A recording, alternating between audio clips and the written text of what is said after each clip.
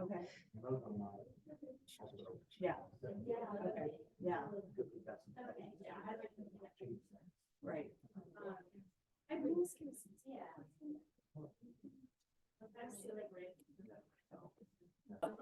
I'm sure there's. Good evening, everyone. I would say seriously, I might. Good evening, everyone. We're going to go ahead and get started. First, we just want to thank all of you for coming out tonight. This is a fabulous turnout.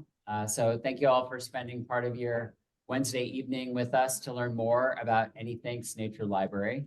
My name is Mark Fink. I'm the Executive Director of Anythink Libraries, and I'm going to do a few introductions here.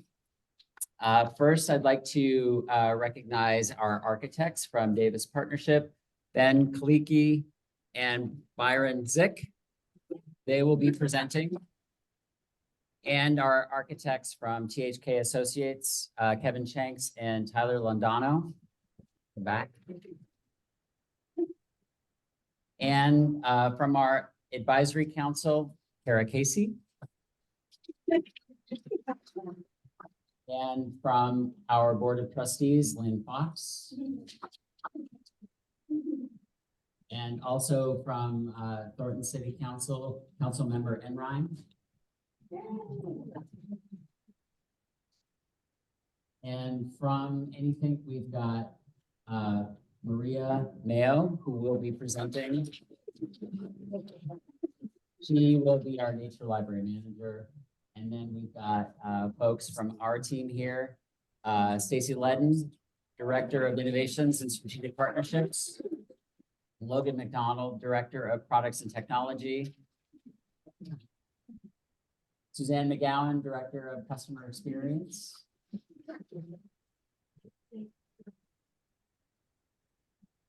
And also from the City Council, from Thornton City Council, David Acunto. Welcome. And and from the city, we have Bob Keys, Deputy Director of Parks, Recreation, and Community Programs. I don't know if Doug Romig is here. He's not. Okay. And we have, I just again want to thank all of you for coming out this evening.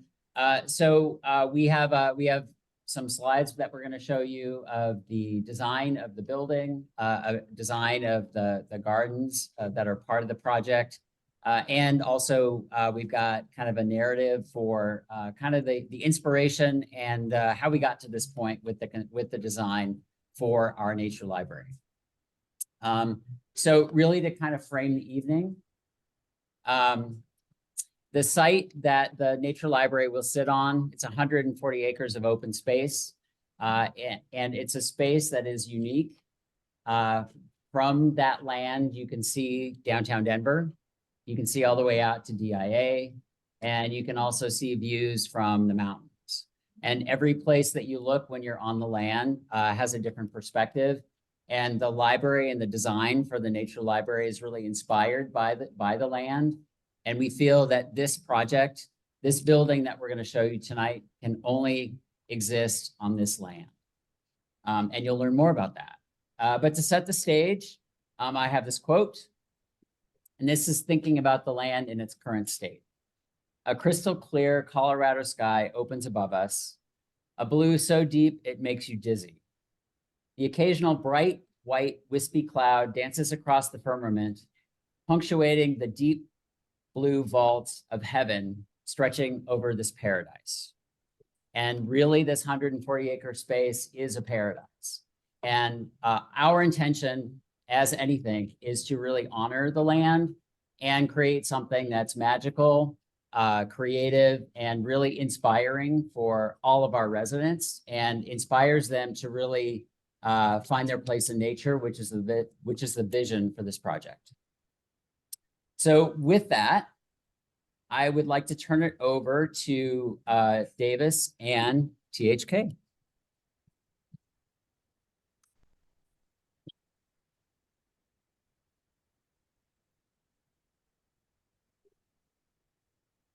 Thank you. Thanks, Mark. Thanks, everybody. A lot of smiling faces in the room today. It's great to see. This is an extremely exciting moment for the design team. A long time coming. We are humbled and honored to be part of this project team, and we're pleased to share some design updates with you all tonight. My name is Ben Calici. I'm an architect with Davis Partnership. As Mark said, joined with me here is Tyler from THK, and Byron will help me on the architecture side of things tonight. And if you can pry Kevin, I'm sure he'd weigh in on the landscape as well. And as Mark alluded to a second ago, this project process, this design story started many months ago, and the design vision has been molded through the perspectives of many different folks, and notably at the advisory council. Through those conversations, we were able to craft a vision for the project and iterate on design concepts over and over and over again. And ultimately that led to the images that you'll see here tonight. And we're so proud to be able to put these in front of you. And just to highlight a few of the examples of the things that came out of conversations with the advisory council that helped sculpt the vision and the project. Things like the project should seek to use organic forms and spaces in order to allow for different experiences and perspectives compared to the buildings that we might all be going in on a day-to-day basis. And in that way, this building, this space will be special in a way that will help users connect to the land on which the building sits, the building itself, and also the site specifically. The building and the project should at once sit lightly on the land in which it touches, but at the same time, it should endeavor to inspire wonder and awe for users and visitors. You want to go? Yeah, we'll go to this one. Maybe. Beyond that, the project should endeavor to celebrate forms and patterns found in nature. An example of that might be find ways to celebrate the joy of changing light and shadow, whether that be through the day or through the seasons. The project should endeavor to provide spaces that allow for personal introspection. Allow one to find their connection and kinship with nature. And that should be highlighted through the inclusion of a central gathering space. And over the course of design, that manifested itself in the form of a central courtyard. That little circle, egg, diamond shaped thing in the middle of the plan there. It became very clear very quickly to us as we embarked on this design journey that this building and this project has the opportunity to be very special, very unique, and certainly something that this community can be proud of. The design itself takes inspiration from the site in which it sits, the Aylor open lands. So thinking about prairie grasses blowing in the wind and how they might come together and start to overlap and start to create spaces in those moments of connection. Just like nature doesn't lay everything out before us, but rather inspires us to explore and discover its many and varied experiences. So too does the layout and the plan of this project as it meanders around turns and curves, and in that way inspires one to go and discover the different parts of the building and the different scales of space and the displays and the collections that will be scattered throughout. In the planning exercises, the goal was to provide varied experiences. Some spaces will be very suited for an individual. Grab a cup of coffee, find your favorite relaxing chair, and sit by the glass and enjoy the day. Other spaces are going to be better suited for small gatherings, and yet other spaces still will be suited for large gatherings and events.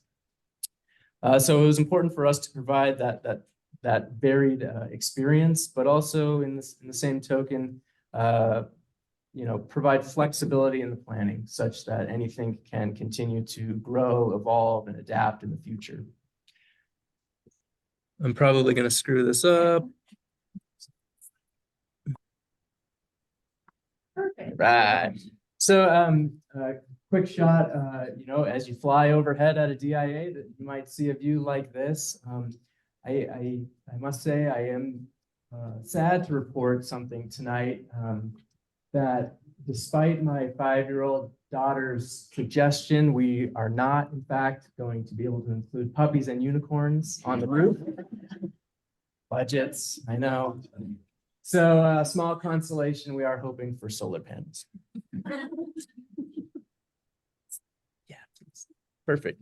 So us architects, we love to come up with the money shot. So this is the front entry view of approaching the library front doors. So as I mentioned, lots of different experiences within the plan of the library, and we try to take care to celebrate those special moments in the building through use of expansive amounts of glass. The idea of bringing the outside in and celebrating those views of the Aylor open lands and beyond, as Mark alluded to before. So you're seeing quite a bit of glass, and it has been strategically designed and located such that it optimizes the building's energy performance. And for a project like this, that's paramount to the success of design.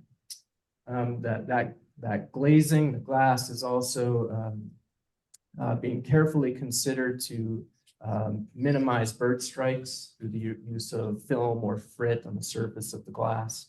You're seeing considerable roof overhangs in the view there, a signature element to the design. Those would be clad in natural wood that you're seeing there underneath the soffits. So of course, all that daylight floods the interior spaces with wonderful daylight, but those overhangs will help shield users from direct sunlight, which is very important. And as you're seeing in the foreground, that roof overhang helps create covered outdoor space near that main entry, which is highlighted by the feature column you see there that we're particularly excited about, which again takes design inspiration from the prairie grasses blowing in the wind.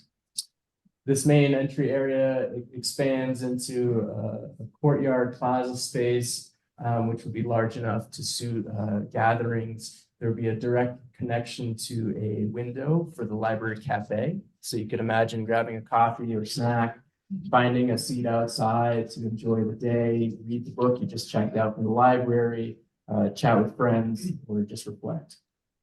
The plaza also helps connect people to different parts of the site and the building. On the right side there, that wing in the background would have a direct connection from the outside plaza. And that wing is a meeting space, a large gathering space, and it's being designed such that it might be available off hours and thus might be a community asset. Beyond the glass and the wood, other materials on the project include stone, include stucco, and even some metal panel. The colors of all the materials are intended to complement the natural landscape in which the building sits. And this idea of allowing natural tones drive the color palette extends to the interior of the project. And I'll take this moment to turn it over to Byron, who will expand on a couple more slides. Thanks. Thank you, Ben. I'm Byron Zick. I'm with Davis Partnership Architects, along with Ben. And I have the benefit of being able to walk you through the interior. So this is what you're going to see whenever you enter your new library. As you can see, the emphasis here is on the high ceilings, the quality of the natural light, and a few of the natural materials that we've incorporated throughout. So things like terrazzo floors, which incorporate some natural materials, some wood wall finishes, as you can see on the back, and as you can see at right, we have an actual green living wall that curves its way through the interior of this entry hall. I'm personally excited when I can take an Instagram shot of myself doing this. I'll make sure I'll post it for y'all to see. Just a few details to highlight here. On the right, you'll see a cafe where you're able to order some just a sandwich grab and go, a cup of coffee, a latte, and either pick it up inside, or as you can see, this gentleman is just behind where he's standing. There'll be a pass-through window where you can pick up your wares from the outside and enjoy those out on the patio on a beautiful day. One other thing I wanted to highlight was in the back of this space, we've designed that to accommodate a variety of uses. So it could host, it could host a speaker like what we're doing today. It could host a dinner or another type of gathering of any kind that anything would like to host. I guess the only other thing I'll mention on this slide was, as you enter the library, you'll be greeted with feature collections. So whether or not those are exhibits or books, you'll be able to see those right as you enter the library. And the Anythink team will be rotating those out on a regular schedule.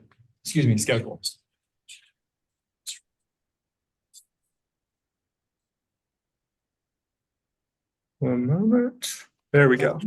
So this is taken from the opposite end of the library, so at the north on that plan you saw a few slides ago. This is at the top of the page. So this is looking northwest out onto the open lands. What we're really trying to do here is emphasize the connection with the outdoors and really draw your eye towards the broad sweeping lines of the open space itself, right? This is a nature library. We're really trying to emphasize the connection between the interior and the exterior of the building in as many ways as we can. Also anchoring this north space is this grand fireplace, which you see at right. And this would be an ideal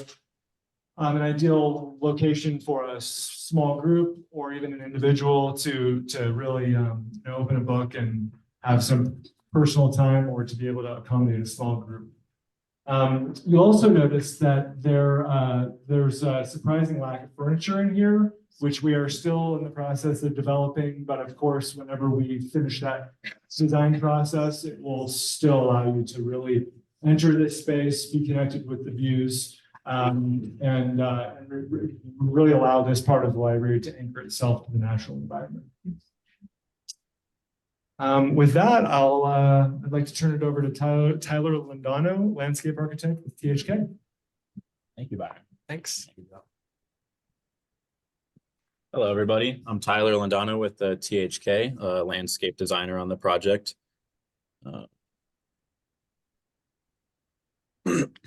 So we'll start it off here. So what you're looking at right now is the outdoor lab. So this will connect directly to the indoor lab that's provided inside the building. And I guess the main goal of this space is to provide a nice outdoor space for kids or anybody to kind of do their nature experiments, whether that's planting seedlings, looking at things under a microscope, kind of getting your hands dirty, being able to watch whatever you plant grow, like you see with these kind of movable flower boxes, as well with as some hanging planters as well. One of the main features of this space is the gabion basket wall. So this is that's the wall you see with the 3 different layers. And kind of the goal of that wall is to be able to use natural Colorado materials and kind of see the layering as you're doing your experiments. And to move on to the next slide, here we got the trailhead. So this is the trailhead for the entire 140-acre open space. So not only here can you connect with the library, you'll be able to kind of meet and gather your groups of friends and head out into the miles of trails that are available to you with the open space. We're looking for some cool kind of naturalistic shade sculptures as well that allows you to enjoy the shade and look at these cool patterns that kind of occur on the ground.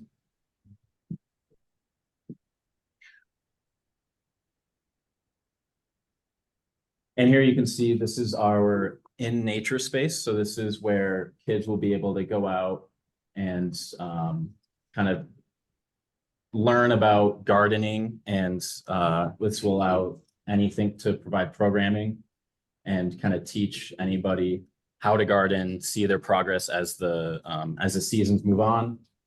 In the distance, you can kind of see a lawn area for people to lounge, enjoy the outdoor space, as well as this kind of rock garden feature that allows for some risk play, some more exploratory elements of the outdoor space.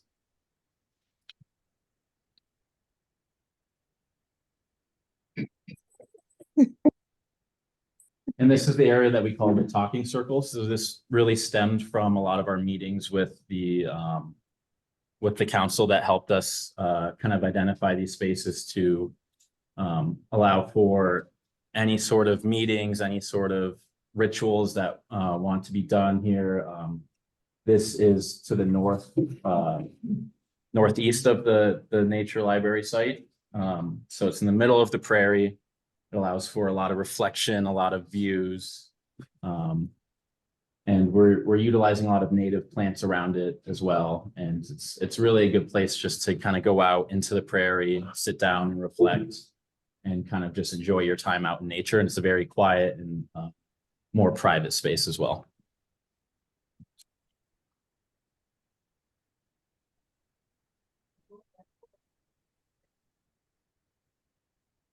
And you can see here, this is the interior courtyard.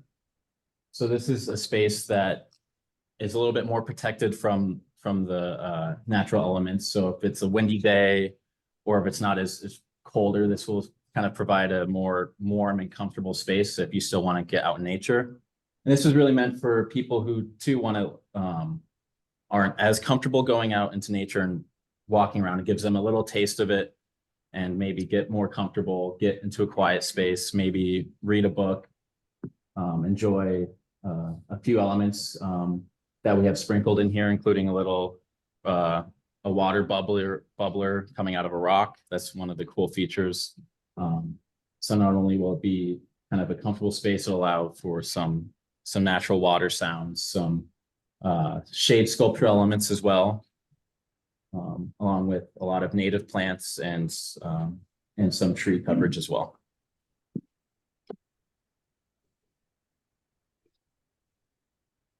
And that is all for the nature library. I'll introduce Bob Keys with the City of Thornton to go over the Aylor open space.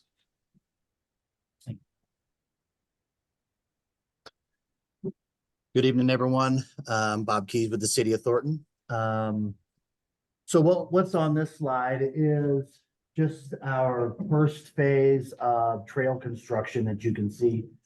To the right of the screen, you'll see, or the left, excuse me, I'm backwards.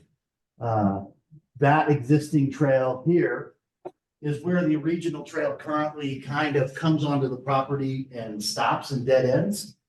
We will continue that section of trail, which is highlighted in red. We'll do that as our first phase of construction.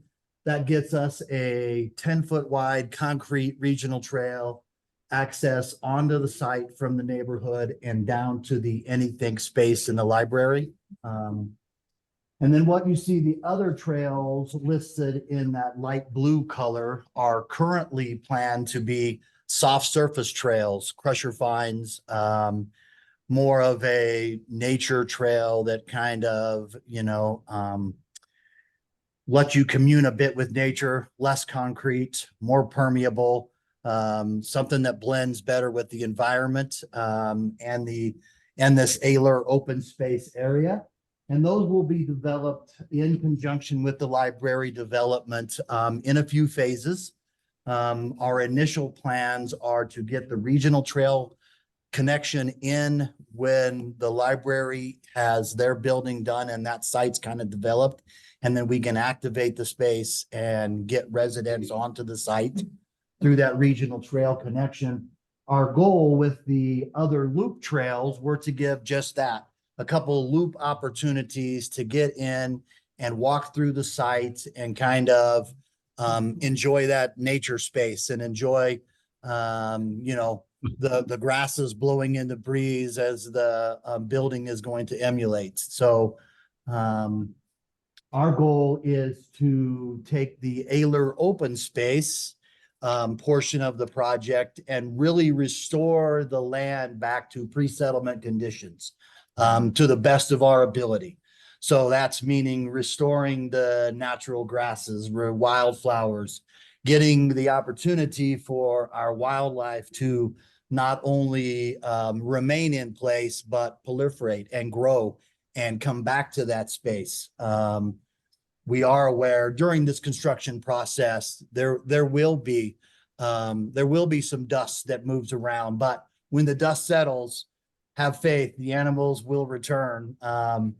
As part of the process, we did a bio blitz on the site about 8 months ago, 6 or 8 months ago. And that bio blitz is kind of a multi-staged analysis.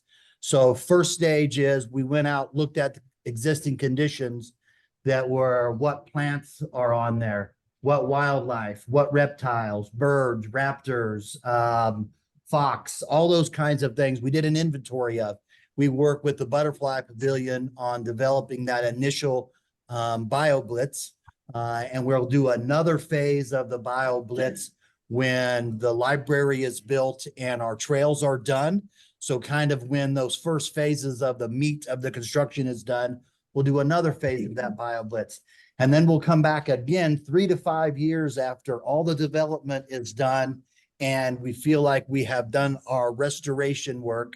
And then we'll do another evaluation of plants, animals, reptiles, birds, snakes, everything. And we'll see what effect our work had on the land and the animals. All of us involved in this project, our goal is to increase that habitat, right? Anythink's and the city's goal is to create a space that is unique to Thornton and unique to the Aylor site. And a big part of that is the habitat and the wildlife. So be looking for those opportunities to engage in the bio blitz. The more people we have on the ground doing the bio blitzes, the better opportunity we have to capture that. I know I see some faces that were here in the original one. Please keep that in mind and keep it on your radar and look on the city's website and social media for those opportunities to come. So, as I said, this development will happen in multiple phases. And one of the things, we have this nature play area down here that is going to be a space that is a non-traditional playground. Can we get to the next? I'm technically challenged, sorry.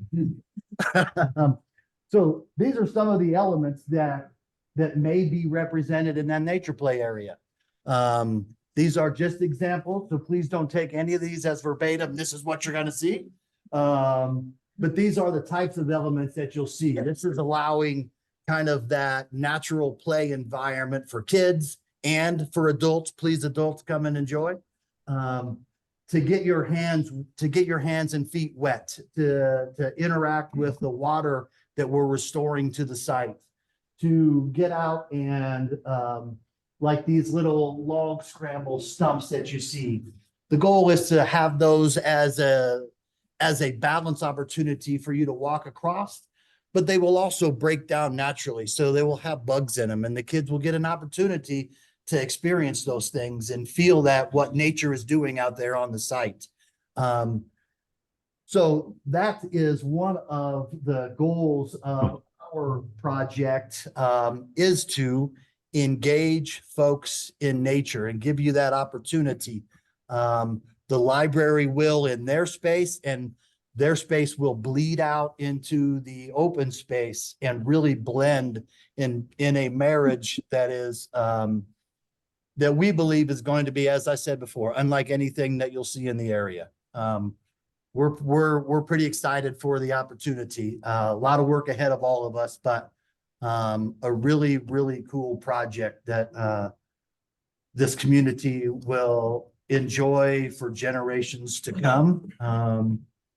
So, you know, that's kind of what I had on my end. So happy to turn it over to Mark. You got things you'd like to finish up with? And please grab us for questions. So we will do Q&A after the final part of our program this evening. And Maria Mayo, who is the Nature Library Manager, will be kind of telling you more about the actual library space. Hi, everyone. It's great to see so many friendly faces. It's just wonderful to see so many faces, honestly. It's wonderful to see the excitement around this project and the interest in this project. Thank you, Mark, for the introduction. I'm Maria Mayo Peasley. I'm the interim manager at Wright Farms. So if I look familiar, I hope you come to our library on 120th and Holly and see us. I am also going to be the manager of this new library when it opens, so hope to see you there as well. I haven't even started yet. As Mark, as Mark mentioned earlier, our vision for this project is to help people find their place in nature. And at Anythink, we put our community first. We put people first. And so at Anythink Nature Library, really the focus is on meeting our customers where they are in their relationship to nature and being that bridge for our community to grow that relationship and to be a stronger culture of environmental stewardship, as an example to the rest of the state. If you could go to the next slide. Thank you. There have been many inspirations for this project. Oh, are we stuck? Yeah. Okay. Can you go one more? Yep. That's our beautiful site. Okay, we've had many inspirations for this project, but as Anythink, we really started with our community.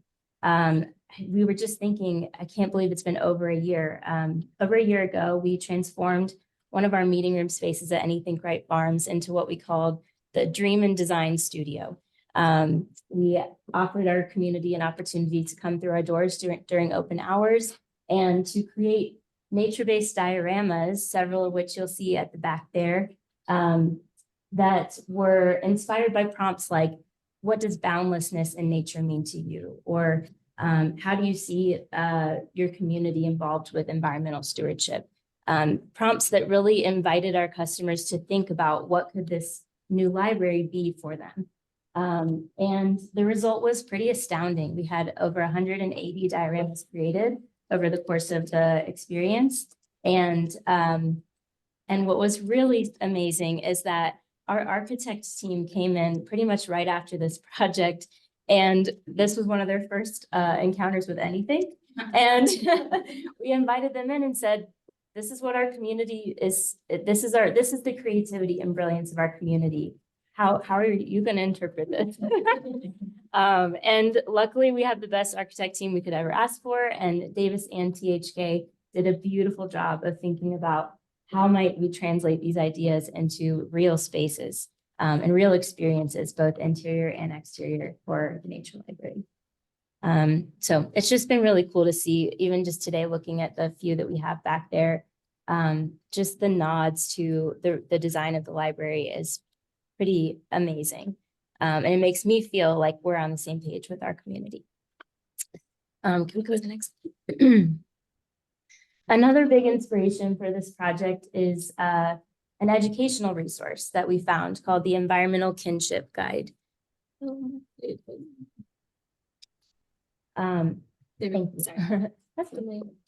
So the Environmental Kinship Guide is a resource that was created by a group of early childhood educators and environmental researchers from around the world who got together in the great year of 2020 to create a pedagogy of nature-based learning that's really originally intended for children, but we've adapted for all ages.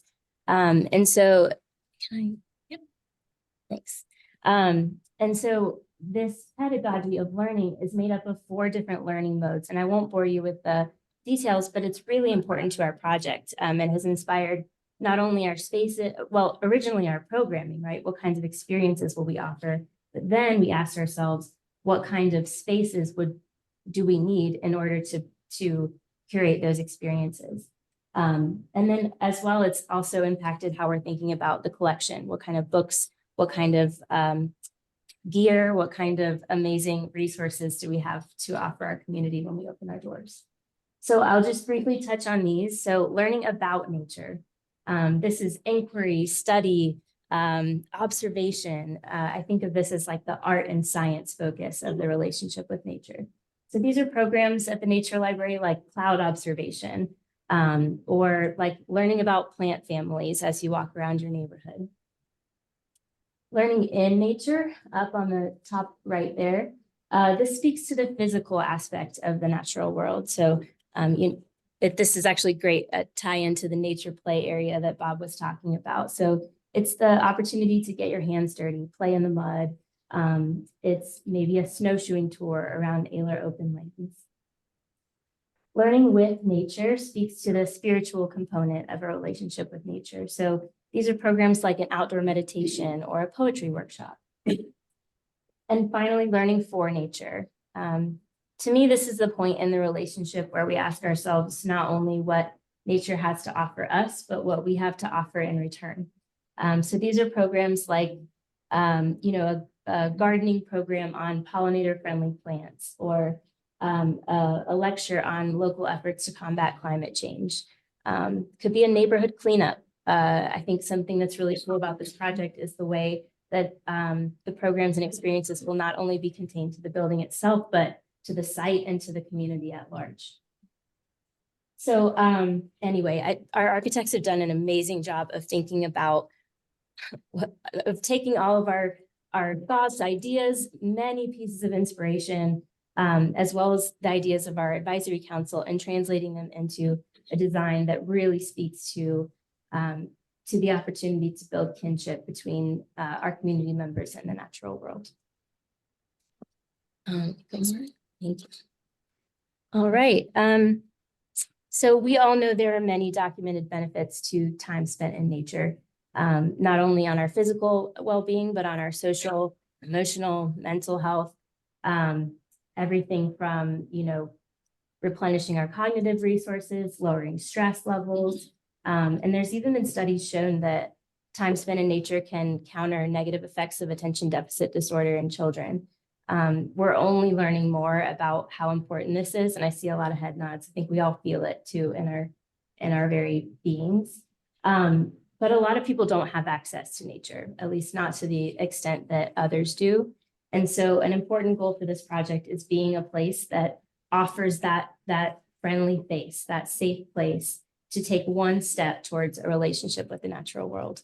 And so no matter if you've been camping every weekend since you were 6, or maybe you're afraid to even walk, take a walk in your neighborhood, this will be a safe place for people of all ages, all backgrounds, and all abilities to develop their relationship with the natural world. All right, so to conclude, if you all know librarians, you know we love a story. So I want to share with you a day in the life of the Nature Library and Aylor Open Lands, told from the perspective of 3 future visitors to the site. This is Nora, and I'm going to read. Nora has already been out in Aylor Open Lands since 6 a.m., enjoying a bird watching hike led by library staff. She saw a western meadowlark today, and now will know to look out for that bright yellow. She goes inside to check out the binoculars and identification guide she used while on the hike, then heads to the cafe to join a friend for a warm cup of tea.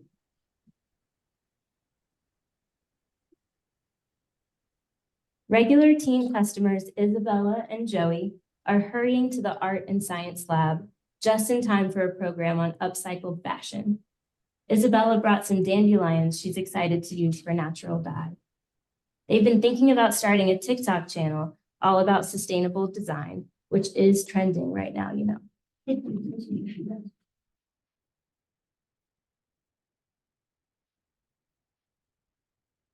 Jaden runs straight to the learning garden. Today is planting day, and he's been carrying around his tomato seeds all week in preparation for this moment. With the rest of the friends around him, he learns how to plant the tiny seeds, tucking them lightly into the soil before adding water. Tomorrow, he'll return to check on their progress. Researcher David Sobel writes, if we want children to flourish, to become truly empowered, then let us allow them to love the earth before we ask them to save it. I look forward to the ways in which the spaces, collections, and programs and experiences at this new library will build a culture of environmental stewardship in our community. Thank you.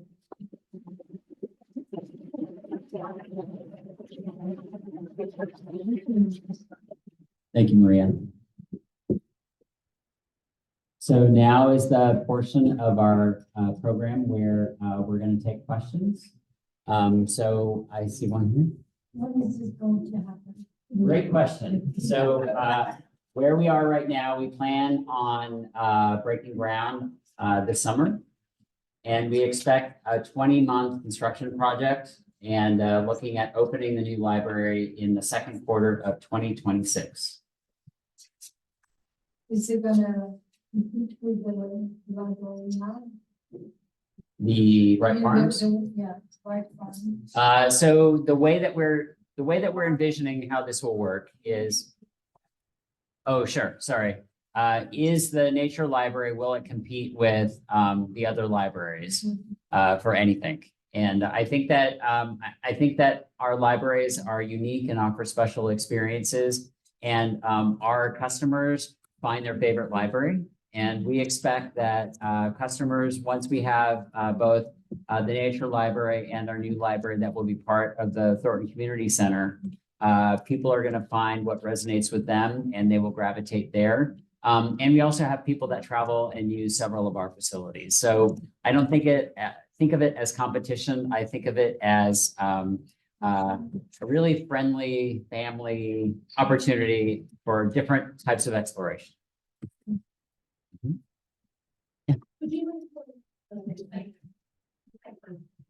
The site map.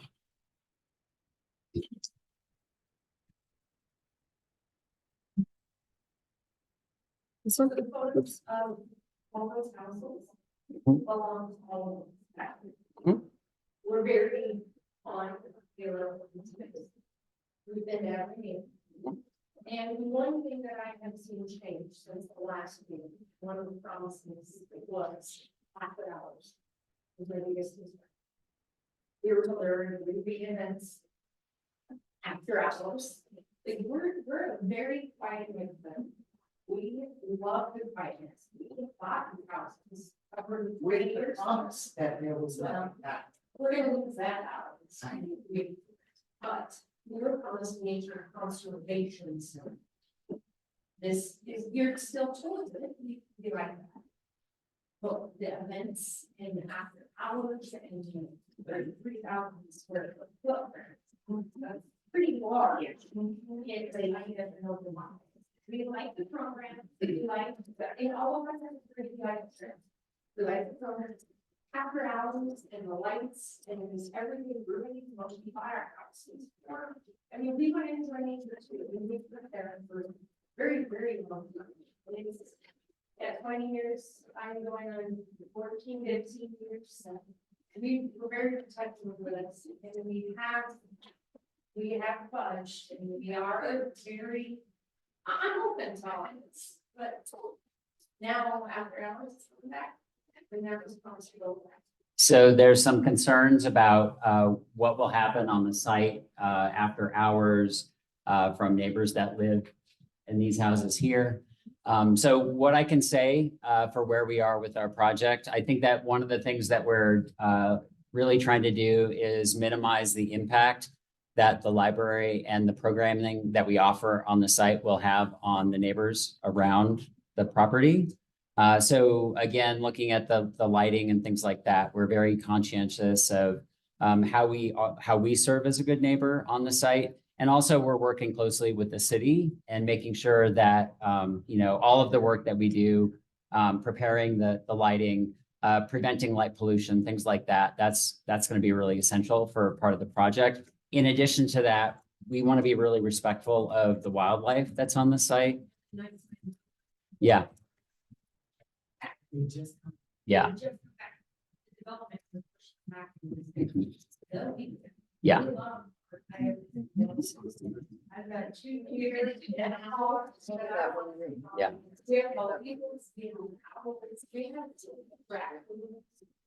Yeah. And they won't stay. So, yeah, I think that our intention really here is to honor nature, and that's not just in the design and the programming of the building, but it's really being a good neighbor in general for humans. But when we're talking about after hours, what time is the library closing? So that's a great question. And, right now we haven't set the hours for the new library, but if we have similar hours to Wright Farms and Huron Street and Brighton, the library would close at 7 on weeknights and open at 9 in the morning. So those are the hours that we have now for our libraries, and the hours would probably be similar for the nature library. Stop this. Currently our hours of operation are 9 to 7 during the week, and then 9 to 5 on Fridays and Saturdays. And that's what all things. Like, no after hours. So, yeah, so I think that we have not, I think that one of the things when we've been working with the city on this is an understanding that like large outdoor kind of events is not something that we would have on this site. And we're not building a space that would accommodate that. We're having a really flexible space inside of the library to accommodate different kinds of events like a speaker series or something like that. But those would be things that would happen inside.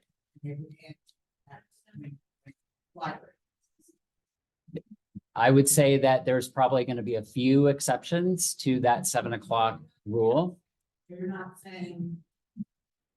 Well, so I would give you an example for Wright Farms. We've had 3 outdoor concert series that we offer in the summer. No, but what I'm saying is these are 3 events that happen outside of the normal library hours. As I mentioned. Yeah.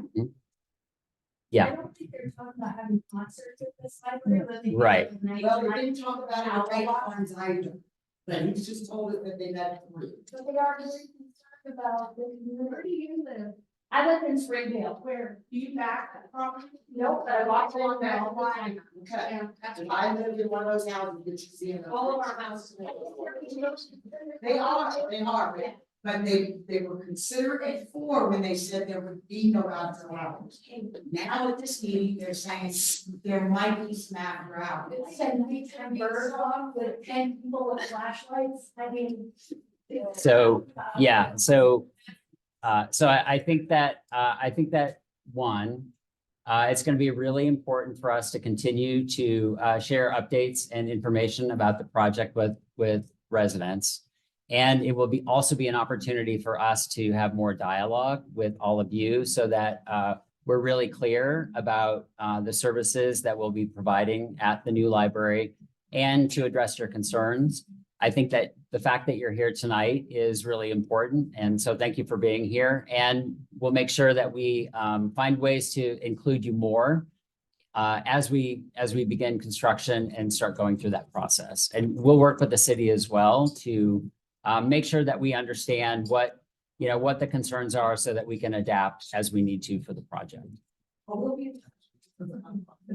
I just wanted to share something. I am not a resident of the community of Thornton, and I was asked and honored to serve on this advisory. I am a mother, a homeschooling mother. I am a community member with an urban wild that's my home. And so I very much understand and feel these. I'm also Indigenous. And so this is not to sidetrack, but this is the home of, like you said, Coyote and many relatives. And the one thing, and this has happened where I live, so I really feel your pain. I don't know if this house, so first I'll say this. We might as well have unicorns on the roof for how rare, unique and magical this experience has been for me as a community member, as a mother, as a council member, that these humans I've worked with have labored far beyond their hours on all accounts with the library staff and the architects. I am always very dubious about inclusion. I don't want to be tokenized. And I certainly don't want my relatives' creation. If I come to protect, because that's how I serve, then I'm not going to be used or tokenized in the process. And I can tell you that these people involved took painstaking lengths. And we didn't make it easy for them. I'm sorry that I'm the only one you get to see, because there's some very incredible other, Indigenous community members who came with concerns and really pushed things to a point that I have never seen people or worked with people who were so sincere and went back again and changed and shifted and truly listened. And I'm not just saying this, I would tell you. Glad to have you as an ally. No, but We so just want to make sure that that continues. that, and I in the think future. you're in that, but between all of our advocacy, I can tell you that there are well-intended and good-hearted people involved who will stand with us. But it's our important part to be allies and accomplices in the process, but also that I'll take ownership here. Because I will take ownership here too, as my role in this, but also that, okay, so so please hear me. I am the person of the council who said, what if our community here requires after-hour access for an important meeting to the community?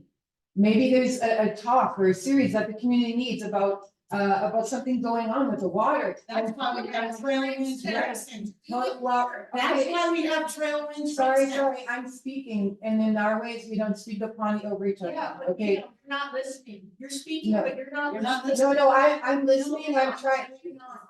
I am trying to share with you something that I think that, You're not listening. no, I'm hearing and I'm speaking directly to this concern. No, you're not. You After hours meetings must No. be here. I'm not finished speaking because you haven't heard me yet, so before you jump down my throat, please let me finish. So we were very clear about not having the library open extensively after hours, actually. It's just why the architect firm went back and created a separate entry to one room in case there was a need in the community for discreet and private access for a meeting in case Like this, perhaps? but no, not, for example, the library would be Give me an closed. example of what would be But considered an emergency if- to have an well- after hours meeting. And if there were people who were working in the community and could not attend a meeting at 6 o'clock. And required, like many of us working moms or need to gather together. For a discreet, quiet meeting, not a party, not a concert, not a performance, but that there's separate access. So it doesn't disturb the whole community with lights or with cars or whatever. Absolutely, I agree. And that, this is what I am hearing you, and I want you to hear what so far, the mindfulness so far that has been, considered, the lengths that many people have gone back in their workplace. I'm not an architect, okay? I'm not a librarian. But, so I know I don't understand what it takes to do what they've been doing. But I can say that anytime concerns like this have been brought up, they have been taken back to the chopping block basically and redone. So I feel like it's important, we talk about kinship a lot.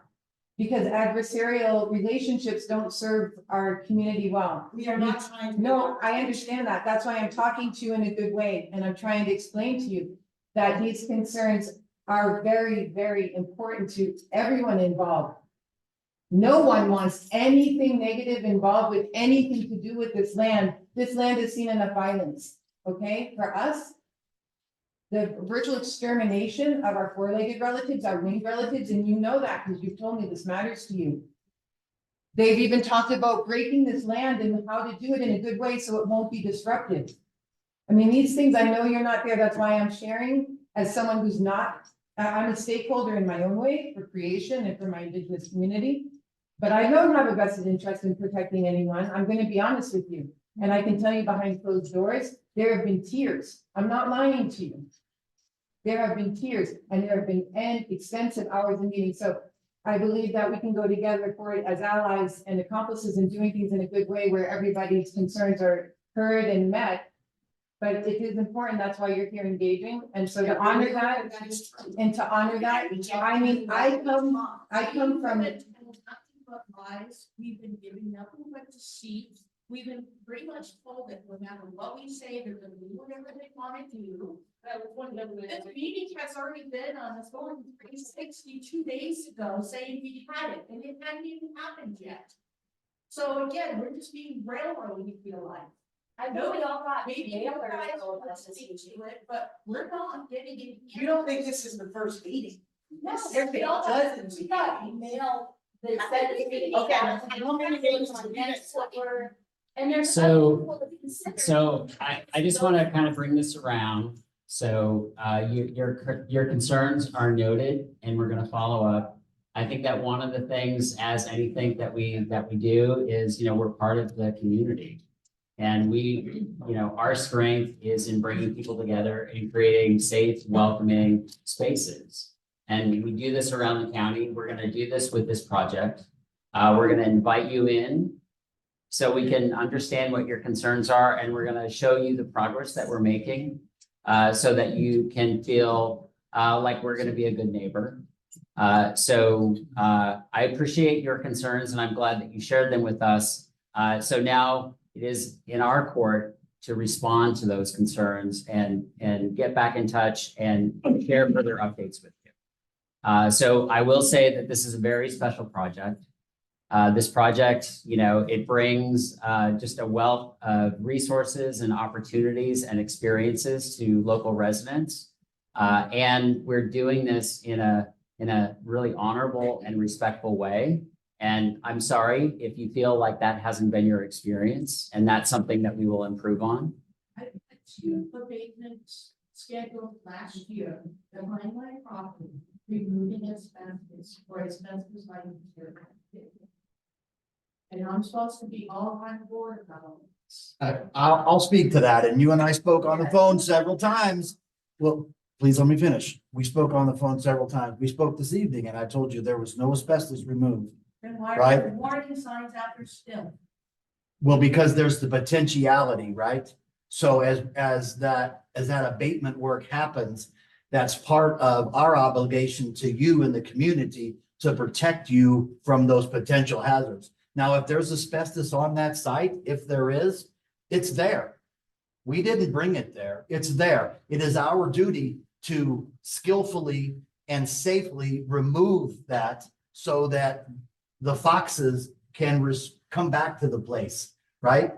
That is our goal. And you and I have talked, and I will continue to answer the phone every time you call and let you know what's going on, because as I've said to you many times, your voice means a lot to us. I think right there, when I first called you and asked you what was going on, you pretty much told me it was none of my business. When I asked you, don't you think the surrounding neighbors should be aware of what's going on? You said, no, we don't have time going door to door, telling people what we're doing. I did not tell you that. I did not tell you that it's not your business. You did. You did. You did. Tony, I would not. Yes, you I mean, did. You- I respectfully disagree with you that not, Well, and I did tell you, I've got pictures of everything that went on over there. okay, And I'm asking the city for copies of those soil samples. I want to know what was out there. You can't tell me 50 dirt haulers covered in plastic, hosing, hooking up the fire hydrants, hosing what they're pulling out of the ground, guys in hazmat suits. and that's out of precaution is why they did that, right? And As a resident, have the right to know. have a right to know that we were being precautious to, We have a right to know what you were doing. I'm not saying. that you So didn't I have a think right that, to I think this anything. conversation can continue offline. I'm wondering if there are other questions about the Nature Library project? Yeah. Yeah, can you mention the targeted finish date for our open date for the library? Can you give some more details on the schedule milestones from now till then? So we're looking at starting construction sometime this summer. We expect a 20-month construction process, looking to open probably spring of 2026. We'll have we're kind of working through the construction documents right now and kind of working with our partners on putting together the schedule. So once we have that information, we actually have a page on our library's website that will provide more details about the timeline. So once we have that information nailed down, we'll get that posted. The first part you said earlier in the meeting is the red trail. And then is there any point during that 21 schedule where the trails will open? Or the whole space closed until spring? That's a good question. No, so our goal is to work in cooperation with the Anythink construction schedule. And if it makes good sense that we can activate some of the exterior soft surface trails while that process is going on, then we'll evaluate that and open it as soon as as soon as it's safe for the residents to be out there. Our goal is to provide access to the open space out there to the residents, but we also have to do it in a safe manner that protects you and the construction workers and the project that's going on. So our goal is to, as I said, to get that open soft surface as soon as possible.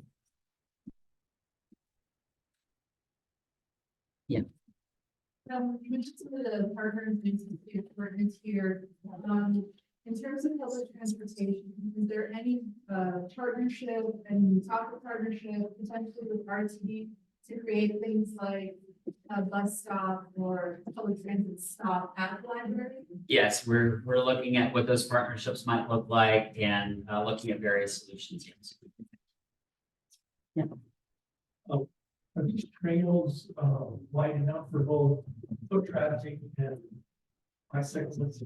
Yes. Is it intended for that? Yes, so the red trail that you'll see is a regional trail, which is a 10-foot wide concrete trail. The blue trails are average about 6 feet wide, pressure fines. They'll be ADA accessible. But yes, definitely. And our goal was to narrow those crusher fine nature trails to really give you an opportunity to commune with nature and not feel like you're walking down the sidewalk. Yes, so a minimum trail width will be 6 feet. And this is about lines and Not, nope, recreation that happens nope. regardless of the.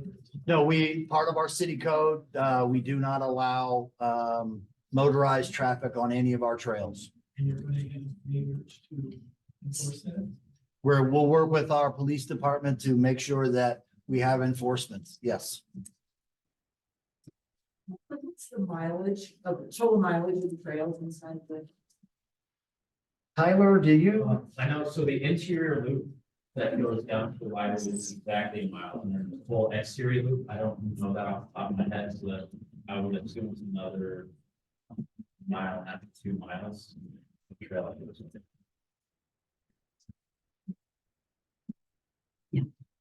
I just have a question and first of all, somebody that came to the thing, they have very little availability. Are the materials that you can check out going to be more geared towards nature related in general? Is that the idea? So it'll be a combination of both.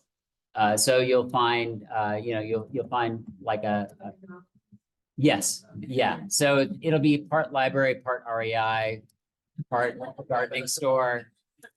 Yeah, yeah. There'll be a range of experiences. Yeah. Yeah. Yes. If you might just give a little bit of perspective, if you compare the physical footprint, the size of the building to the Wright Farms facility. Sure. So the public part of the Wright Farms Library is about 33,000 square feet. So roughly about the same. The parcel that Wright Farm sits on is about 10 acres. Is that right? So the parcel that Wright Farm sits on with the backyard is 10 acres. The space that the nature library will be on is 15 acres. And the same size facility roughly? Is that correct? Yes, Okay, all right. yes. I can just add, yeah, right, they also have these straight, yeah, consider which is about third space. Second, if you don't think, Yeah. it's my understanding that this will be a LEED certified facility. Yes. Could you highlight some of the elements that would contribute significantly to that achievement? So I'm gonna turn that over to Byron. I can try to tackle some of those questions. So I would say that the most exemplary attributes from a sustainability standpoint are geothermal field, which helps with the HVAC and will supply the vast majority of the heating and cooling loads basically for free. The other part, as you saw in one of the entry slides, is that we are planning a full photovoltaic solar panel array on the roof. So the goal is to try to generate all of our electricity on site. Really. Yes.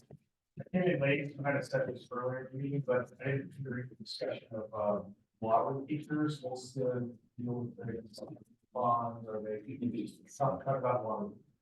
So there's kind of like a stream bed that runs kind of along part of the library's parcel. But we're not activating that. So there's some work that the city needs to do. Do you want to speak to that? Sure, absolutely. So we are working on the potentiality to restore the water back to the site because there are current water shares that are part of that Aylor property.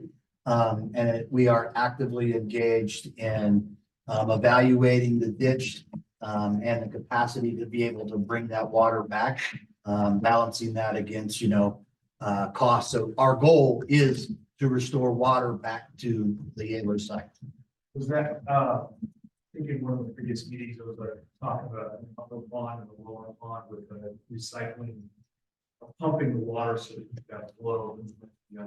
Yes. That's still on the table. So yes, it is absolutely still on the table. And that's just, right, so we're at the concept level that our goal is right now to see, can we restore the water back to the site?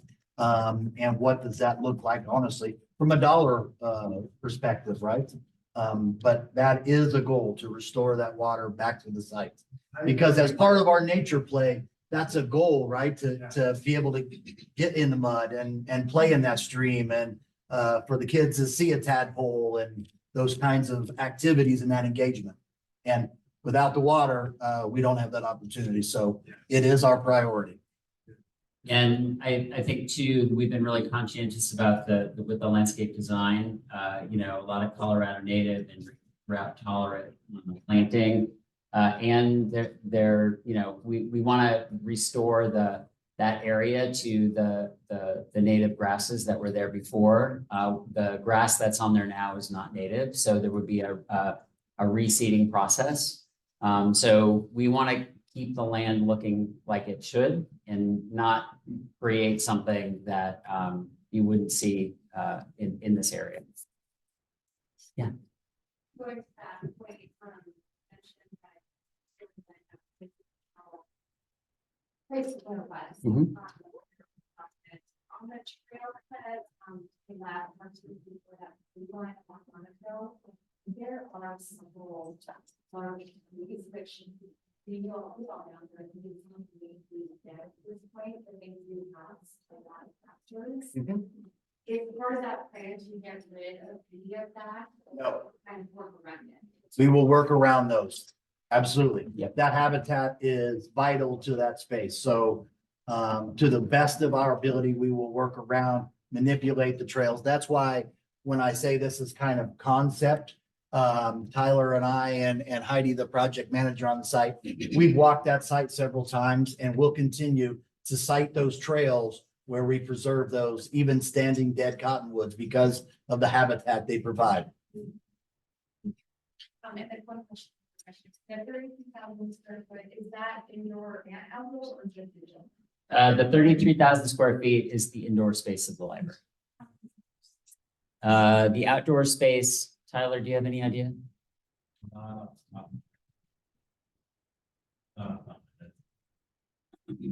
What's 15 acres minus 33,000 square feet, right? That's like the worst question we can ask. So I think that, I think that the idea with the experience for the nature library is it's gonna be kind of a seamless experience from indoors to out. So a lot of the landscaping will be kind of hugging the building. And then, but as you can see that even on the, in this area, the library will have a trail that will be a mile in diameter. That's on the 15 acres that will not be landscaped. So it'll be the natural prairie. And then there'll be like a talking circle with some stones and some features, but otherwise we're not landscaping the entire 15 acres that we're responsible for. Are you actually gonna have license? So I think that's something that's listed here for the sake of transparency. No decision has been made about bison on the site. So I could speak a little to that. It was just concept, something that was tossed out as a potentiality. Will the site hold those? So we'll let the science guide us as we go through this. If the science says that's a potentiality, then it stays on the potential table, right? If science says not, then it's off the table, right? Our goal there again was to engage this site the best that we could to kind of pre-settlement conditions. Those were part of pre-settlement conditions, that animal, right? So that's why it was tossed out there just in the design discussions as a potentiality. And Yes. I'd say there's a lot of discussion that needs to take place before any decisions are made. And we'll be very careful about looking at the research and what the recommendations are. And again, to really honor. Yeah. I was wondering for how that's expressed, companies for it to give us. Doug Roman has worked with us so much. We have met my driver. He has put in a lot of work. He honored the promises of outdoor, I mean, we have this outdoor start using, and we had the outdoor events and. It's all been eliminated, so I just want to speak on behalf of probably the majority of us. So thank you. Thank you for minimizing it and bringing it back to me. So, well, first, I just want to acknowledge, your frustration with, having this big open space that you've been able to experience for so long. And then, we're coming in and we're telling you we're going to build a building and we're going to have activities over there. Like, I appreciate your concern and I appreciate you sharing it with us. And I want you to know that, Doug is working closely with us on this project. We want to be a great partner with the city on this project. We're very invested in Thornton. We have 2 other libraries, and then we're going to be opening another library as part of a community center in the fall. So we're very invested in providing great experiences for all the residents. And we want to make sure that your concerns are heard and that you feel good about the building that we're going to put on this place and that honors our commitments. Yeah. Yeah. How big is the actual building? It's a one, the building is 33,000 square feet. It will be a 1-story building of 33,000 square feet. If you see the computer generated, the architects do this cool thing where they gave us a tour and like they showed us from the roads, every angle, every corner coming around. And the thing that was important to us as Indigenous Council was that it didn't, stick out, that it was part of the land. And so they kept it in a way where it's quite hidden actually from view. So it's not this like, ginormous structure coming out, like a lot of architects like their big bold statement. It's something that actually is just 1 story, hugs the land, it rolls with the earth. And as you come around, you don't even see it, but from what we can see on the computer generated model, as you're coming in the driveway, you can start to see that entranceway, which is very welcoming. for the community. But in terms of how it looks from each element, you know, each area, it really does blend the way it is now. We saw many models offered and presented, but the one that they've landed on and developed and continued to work on really does, I would say, like blend in and become one with that earth and as it is already. So it doesn't look large. It doesn't look, you know, like much from afar, but that was the point. You know, the point was not to make a statement of, you know, grandiose architecture. It was to honor what was already there. Doug walked us out onto I mean, we all walked out there. Right. On diagram. Mhm. Yeah. So we got to see from that stand. I just don't know if the building's a little bit too good. But did you see the computer generated? Yeah, you saw that? But I just think it's. And just for your reference, so the bottom image there, that is the view from the street. So you can't even see it. And the great thing is, this is shared community land because no one really owns this part of the earth, right? It's very hard when we've had access to something privately that's actually community shared and, you know, not just with nature and our, you know, animal relatives and plant relatives, but with other humans who may not have the blessing of having private access to such a beautiful resource. And so the fact that we're blessed with people who actually care so much and are vested in those who have existed there on their smaller plots and care about how this impacts you. I mean, if a giant box store had come and set up, they wouldn't care, obviously, you know, a big box store, they would just blast into what they need. But we're talking about people who have taken heartfelt, painstaking efforts to make sure that whatever happened here on this shared community land was not going to bring harm to the few community members that are abutters, but would benefit a greater community and therefore hopefully in the future build stronger community bonds between all of us, you know? And I also know that you know, when we were first talking about this library, it was much larger, had much more square footage. So, yeah.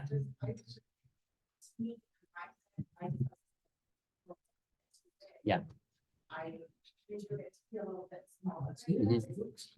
And to, you know, we actually restore more. Yeah, well, we've got great ambitious plans for, you know, the entire 140 acres. Yeah. All for this, you know, I think it's gonna be great. I just. You know, the bottom is gonna be a little bit small. Yeah. Yeah. It's fine. It's great. I just love it. Yeah. Small.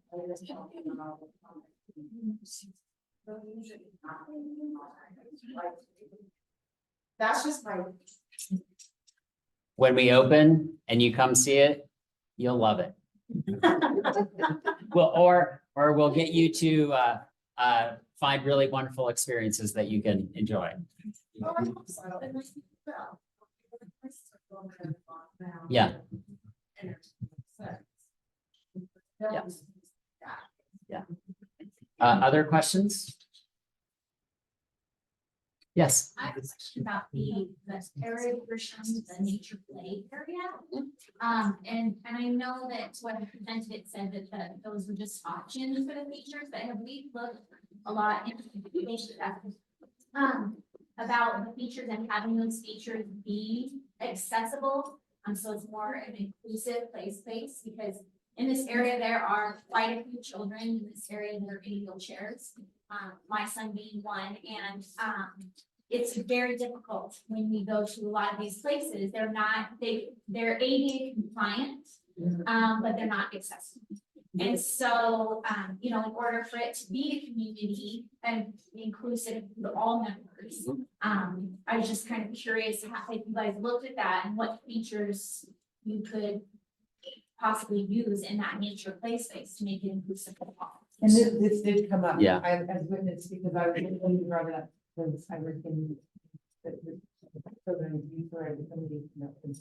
And it was brought up and it was addressed not only in the interior, but the exterior and the different types of experiences that you may be able to engage with, and elders and children of different abilities and their caregivers and their, you know, family members. So a lot of that gardening area, a lot of this play space, the way that it's constructed. What I heard from the landscape architects and even the librarians was to make it as, inclusive as possible, not just ADA compliant. Because you and I both know that that's. Right. So, yeah, and just to clarify, so THK is working on the nature library, but they've been working with the city on the phased approach to the rest of the open lands.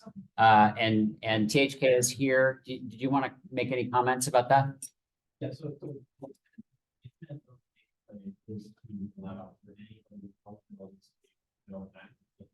And at least provide several elements that they'll be able to participate in and the only part that we really have kind of designed right now is the trail down to it, which is ADA compliant and it's concrete trails. Okay. We're allowing access down to it. It's kind of a steep area, so we had to find some trails down already down to it. And so we're working on coming up with fun and cool play elements that allows anybody to interact. And there'll be play elements that are also sensory involved, right? Not just things you have to climb or hang on, but really sensory elements also. So it is going to, it will be an inclusive space for children, adults, folks of all ability levels, 100%. Sure. Other questions? I would just say that this project is going to be amazing. We're going to continue to provide more information about the progress and find ways to engage you so that there are no surprises. Yeah. So thank you all for coming out.